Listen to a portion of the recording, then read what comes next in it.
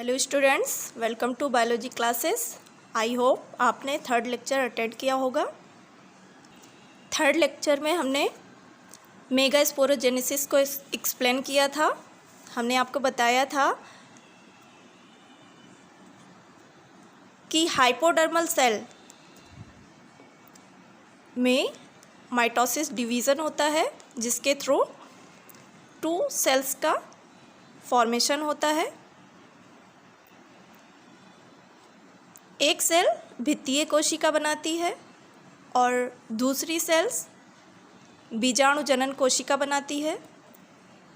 भित्तीय कोशिका में कोई परिवर्तन नहीं होता है और जो बीजाणु जनन कोशिका होती है उसमें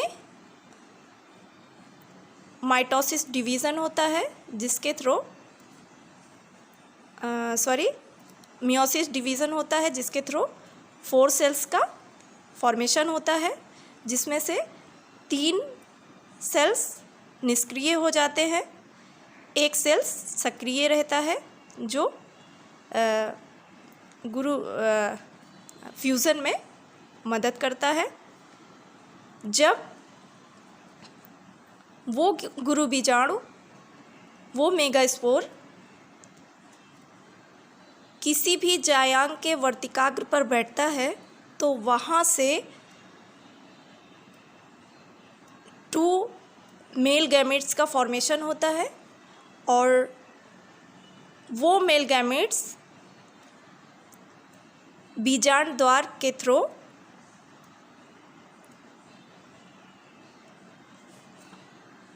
बीजांड काय में प्रवेश करता है।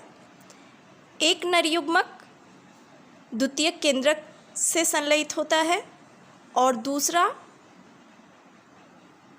एक सेल से फ्यूज़ करता है। इस प्रकार से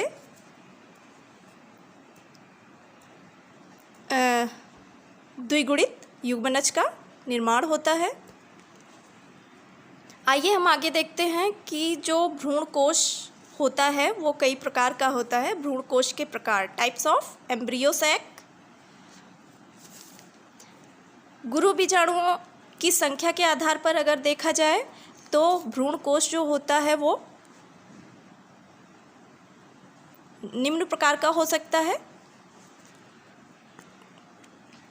फर्स्ट लिख देते हैं, गुरु बीजाणुओं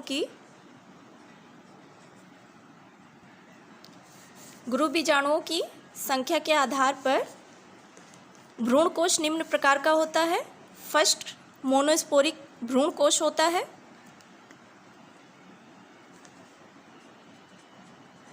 मोनोस्पोरिक एम्ब्रियो सैक।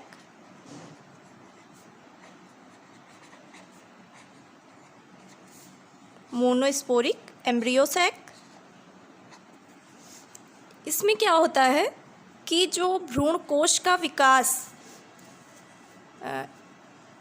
होता है वो केवल एक क्रियाशील बीजाणु द्वारा होता है। जो शेष 3 गुरु बीजाणु होते हैं वो निष्क्रिय हो जाते हैं या कह सकते हैं विघटित हो जाते हैं। इस मोनोस्पोरिक एम्ब्रियो सैक को पॉलीगोनम प्रकार भी कहा जाता है। इस प्रकार का जो एम्ब्रियो सैक होता है, भ्रूण कोश होता है, वो 8 केंद्रकीय और 7 कोशिकीय होता है। पिछले क्लास में हमने आपको डायग्राम ड्रा करके सारे कंडीशंस को अप्लाई किया था और वहाँ पर हमने देखा था किस प्रकार से वो 8 केंद्रकीय हो जाता है और जो एम्ब्रियो सैक होता है और उसमें 7 कोशिकाएं होती हैं। नेक्स्ट है बाइस्पोरिक भ्रूण कोश।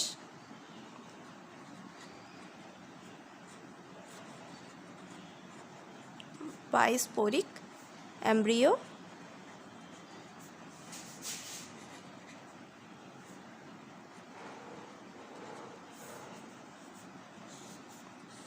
Bisporic embryo sac. Bisporic embryo sac में क्या होता है कि जो भ्रूण कोश होता है उसका विकास 2 गुरु बीजाणुओं द्वारा होता है। उसमें 2 गुरु बीजाणु, जो 4 गुरु बीजाणु बनते हैं उसमें से 2 गुरु बीजाणु द्वारा भ्रूण कोश का विकास होता है। थर्ड, टेट्रास्पोरिक एम्ब्रियो सैक होता है।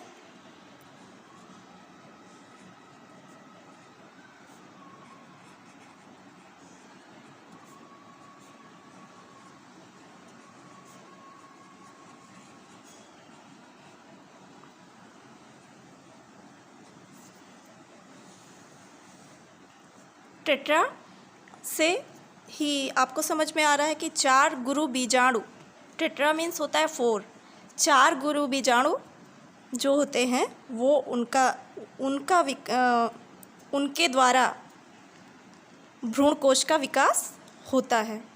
यहाँ पर 4 गुरु बीजाणु मिलकर भ्रूण कोश का विकास करते हैं, यानी कि 4 बीजाणु इसमें सहायक होते हैं।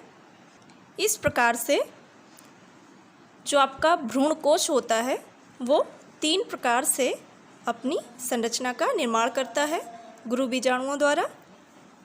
नेक्स्ट टॉपिक आता है आपका पॉलिनेशन। एक चीज़ आपने देखा होगा कि जो संरचना हमने बनाई थी, बिना पॉलिनेशन के निषेचन क्रिया नहीं हो सकती। अगर पॉलिनेशन की क्रिया नहीं हो रही है तो उसमें फर्टिलाइजेशन की क्रिया भी संपन्न नहीं हो सकती। तो इस क्रिया को द्वारा पॉलिनेशन करवाया जाता है। आइए देखते हैं पॉलिनेशन किसे कहते हैं।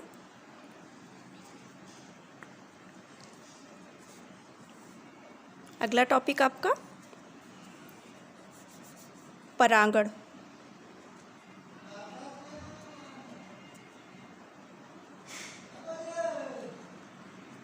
इसे इंग्लिश में कहते हैं पॉलिनेशन। पॉलिनेशन परागण क्रिया वो क्रिया होती है जब परागकण किसी जायांग के वर्तिकाग्र पर आकर बैठता है,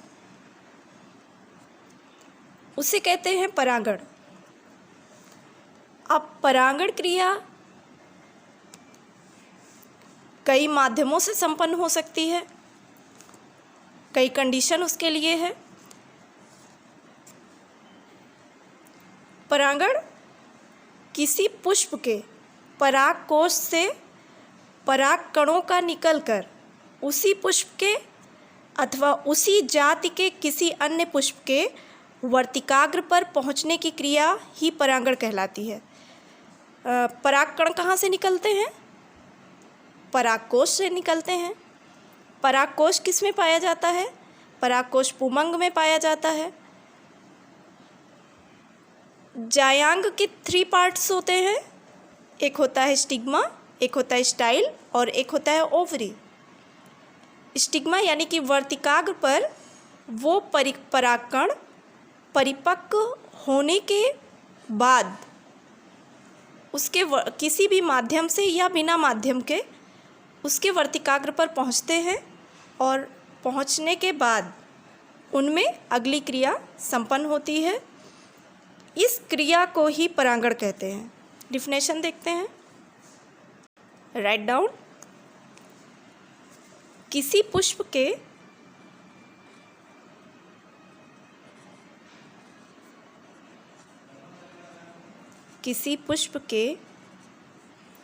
परागकोश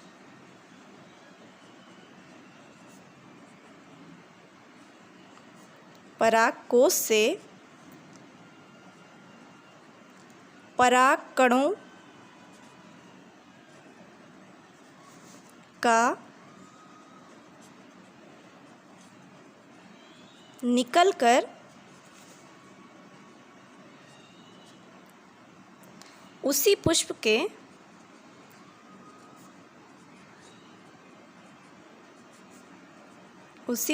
के अथवा उसी जाति के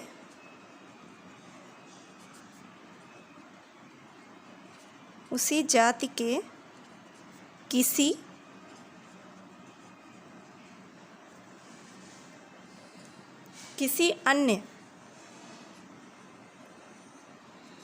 अन्य पुष्प के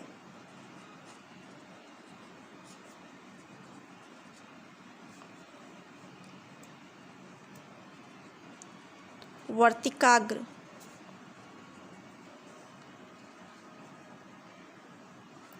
पर पहुँचने की क्रिया परागण कहलाती है, पॉलिनेशन।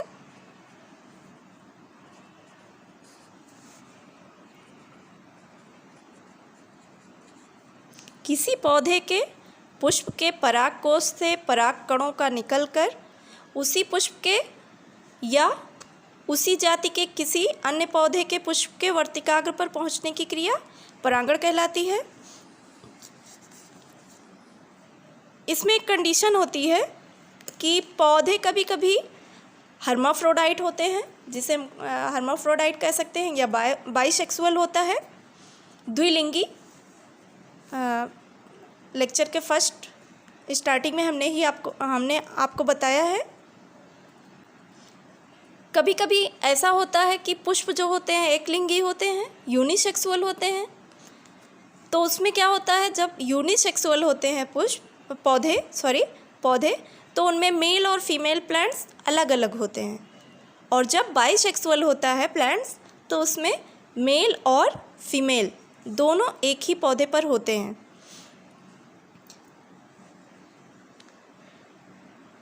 द्विलिंगी में क्या होता है कि जायांग और पुमंग एक ही पौधे में मिलता है, और एक लिंगी में क्या होता है, जायांग किसी और पौधे में मिलता है और पुमंग किसी और पौधे में पाया जाता है। तो उसकी कंडीशन के आधार पर जो पॉलिनेशन होता है उसको डिवाइड किया गया है। और जो पौधे द्विलिंगी होते हैं उनमें ज़्यादातर सेल्फ पॉलिनेशन होता है। उसके आधार पर पॉलिनेशन को डिवाइड किया गया है। Types of pollination,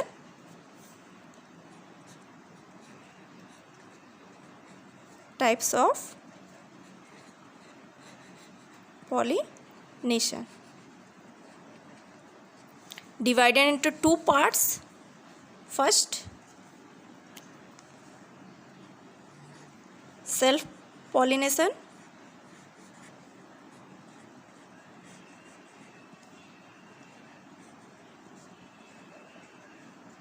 second, cross pollination.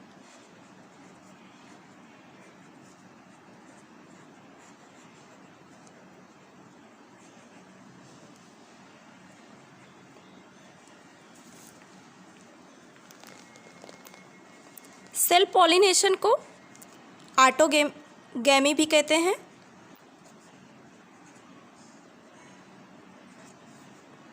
Cross pollination को एलाओगैमी,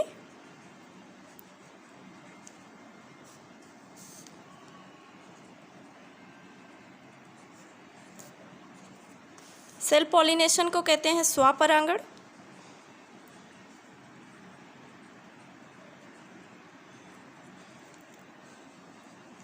क्रॉस पॉलिनेशन को कहते हैं परपरागण।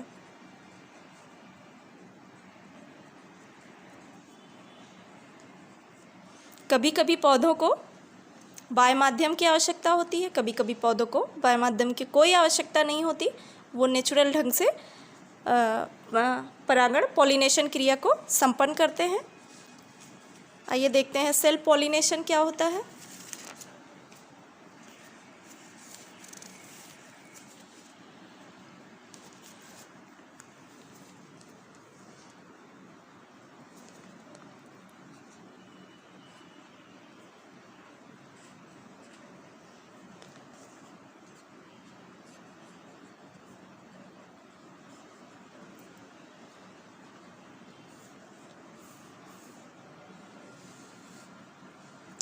सेल्फ पॉलिनेशन में किसी पौधे के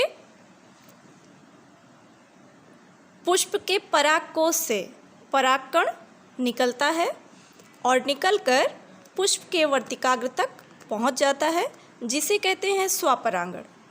इस क्रिया में किसी भी बाह्य माध्यम की आवश्यकता नहीं होती है कि वो किसी के द्वारा वो एक स्थान से दूसरे स्थान पर जाए, क्योंकि इसमें जो पौधा होता है ज़्यादातर द्विलिंगी होता है। एक लिंगी भी होता है, पर वो कंडीशन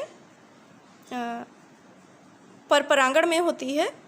तो यहाँ पर देखते हैं उसमें क्या होता है, जो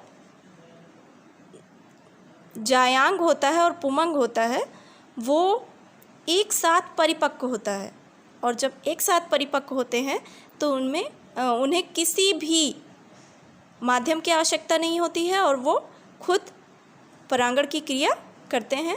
डिफिनेशन राइट डाउन। किसी पौधे के पुष्प के परागकोश से परागकणों का निकलकर पुष्प के वर्तिकाग्र तक पहुंचना स्वपरागण कहलाता है। स्वपरागण से बहुत सारे लाभ हैं। देखा जाए तो जो स्वपरागण से उत्पन्न पौधे होते हैं उनमें स्वपरागण के लिए किसी भी माध्यम की आवश्यकता नहीं होती है। अगर माध्यम की आवश्यकता नहीं है तो उसमें जो रंग, गंध, मकरंद उत्पन्न करने की आवश्यकता कीट पतंगों को आकर्षित करने के लिए नहीं होगी, और इसमें ज़्यादा समय भी नहीं लगेगा। इसमें क्या होता है, स्वपरागण क्रिया में अगर किसी भी माध्यम की आवश्यकता नहीं है तो उसमें परागकण कम बनेंगे, परागकण व्यर्थ नष्ट नहीं होंगे। दूसरी बात ये है कि स्वपरागण से ये भी लाभ है कि इनमें जो पौधों की शुद्धता होती है वो पीढ़ी दर पीढ़ी बनी रहेगी। जो इनके पौधे होते हैं, जैसे जैसे इनकी पीढ़ी आगे बढ़ती रहेगी वो उसी प्रकार के गुणों को, उसी प्रकार के जीन्स को लेकर एक पीढ़ी से दूसरी पीढ़ी में ट्रांसफ़र होते रहेंगे। तो देखते हैं स्वपरागण से लाभ क्या है, एडवांटेजेस ऑफ सेल्फ पॉलिनेशन। इस प्रकार से स्वपरागण में किसी माध्यम की आवश्यकता नहीं होती। इस क्रिया में रंग, गंध, मकरंद उत्पन्न करने की आवश्यकता कीट पतंगों को आकर्षित करने के लिए नहीं होती है। स्वपरागण क्रिया में अधिक परागकण की आवश्यकता नहीं होती, जिससे परागकण व्यर्थ नष्ट नहीं होते हैं। इन पौधों में शुद्धता होती है क्योंकि ये पीढ़ी दर पीढ़ी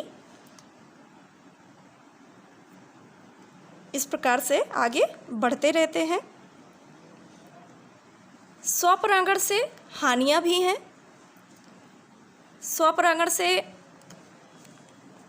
बने जो पौधे होते हैं उनके पुष्पों में महक नहीं होती है, खुशबू नहीं होती है। स्वपरागण से जो बने पुष्प होते हैं वो आकर्षित करने वाले नहीं होते हैं। ऐसे पौधे कमज़ोर होते हैं।